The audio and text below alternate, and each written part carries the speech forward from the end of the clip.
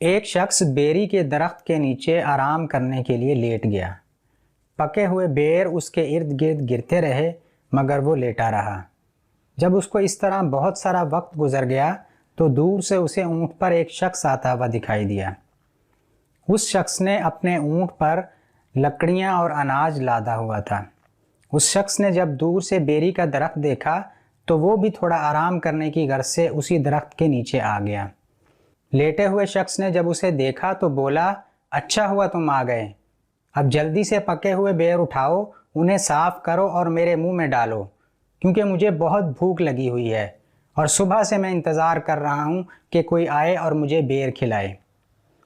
یہ سن کر آنے والا آدمی بہت حیران ہوا۔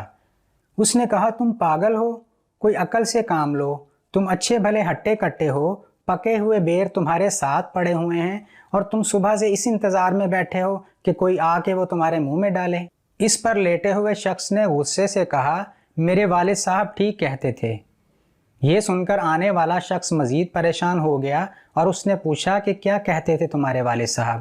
اس نے کہا، میرے والد صاحب کہتے تھے کہ اونٹ والے لوگوں سے دور رہنا، وہ بہت سست ہوتے ہیں اور کسی کے کام نہیں آتے۔